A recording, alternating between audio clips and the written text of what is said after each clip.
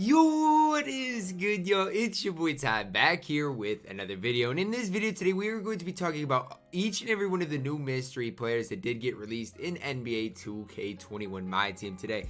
Obviously starting with the amethyst Derrick Jones Jr., who I haven't even looked at the card yet, but I think could be a good player for budget, or a good card for no money spent budget players. Iman Shumpert, I'm glad they gave him point guard eligibility. Rik Smits, guys, we all know how tall he is. And obviously Galaxy Opal Chris Mullin. So we got a lot of new cards within 2K21 MyTEAM today. Which of these cards are worth it for your squad? Which of these cards are overrated? We're going to be talking about all of that in this video today. But before we dive into it, if you are new to my channel and have not yet, please consider smashing that subscribe button as we're on the road to 60,000 subscribers.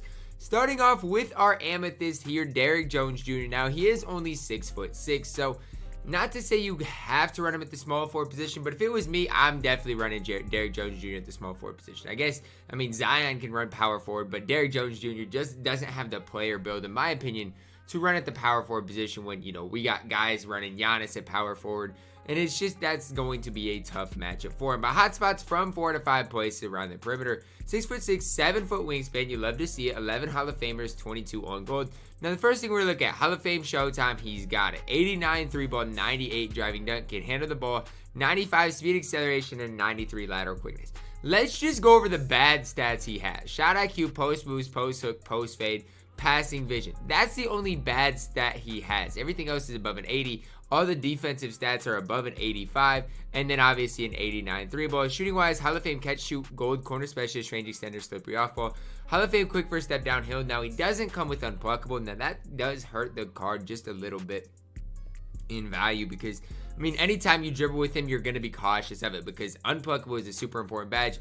If somebody has a good high, steal tendency, if they reach, it's basically a guaranteed pluck without the unpluckable badge at this stage of 2K. Defensively, he's got basically everything he needs on gold with the Hall of Fame pogo stick, but I mean, I would like to see just a few more Hall of Fame defensive badges. Tendency wise, absolutely incredible through and through.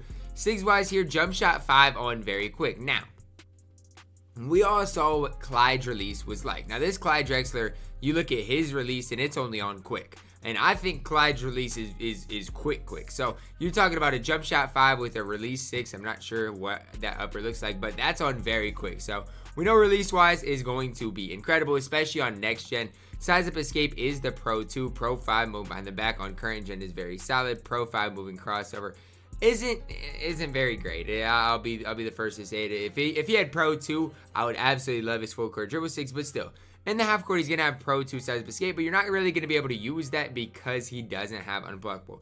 Really, what you're going to get out of Derrick Jones Jr. is an incredible defensive player, very fast player with Hall of Fame Showtime. Obviously, I think he's going to be better on current gen or next gen. Personally, I think he's going to be a current gen card with the Hall of Fame Showtime.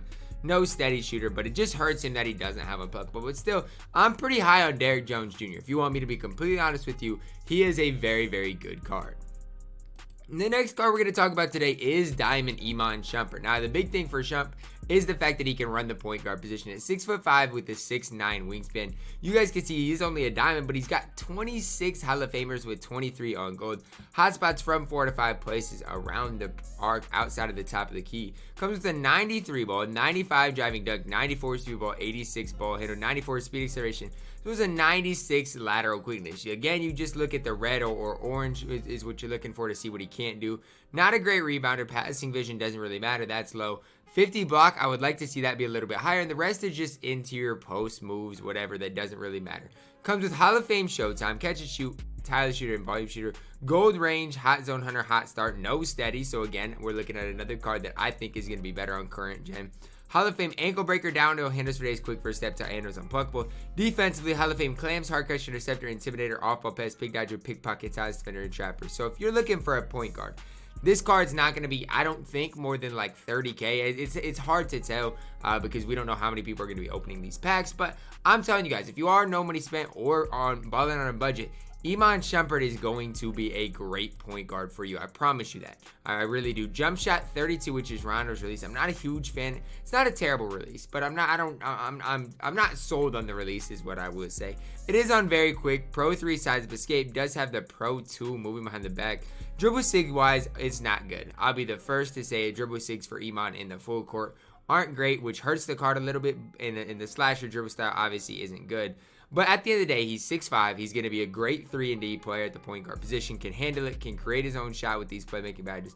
I'm pretty high on Iman Shumpert. So both these budget cards are cards I'm pretty high on. Next, we get into Pink Diamond Rik Smits. Now, early indications, people are comparing this card to Tacko Fall. And right away, I'm just going to kind of look at things. 7'4", 7'7" wingspan. So obviously, Tacko, I think, is 7'5" with an 8'2" wingspan. But still, I mean, it's not a bad comparison. 78 3-ball, 80 driving dunk. Can't really handle the ball. 77 speed with his 77 lateral quickness. Now, let's just go here and look at Tacko Fall quick, just to see stat-wise how do they compare. Tacko's got +1 in the 3-ball. Tacko is obviously a little bit better, in my opinion. In my first kind of just looks, in my first look at things, I do think Tacko is way better than Rik Smits, and I don't think it's even close. Like even on the defensive end, you guys can see Tacko is just he's a way more complete player.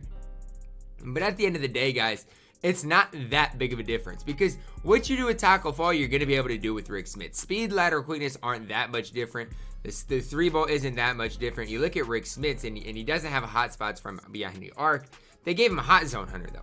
That doesn't really make sense. I mean, I guess from the mid-range area it makes sense, but it's just kind of weird how they give random players Hall of Fame hot zone hunter. You're going to have to apply catch and shoot corner specialist if you do want to knock down shots consistently from the 3-point line with him. He needs showtime, but look at him on the defensive end. This is where it's really kind of intriguing to me for Rik Smits, is the fact that he's 7'4", can defend with these defensive badges at 7'4". Like, you're giving him all these defensive badges.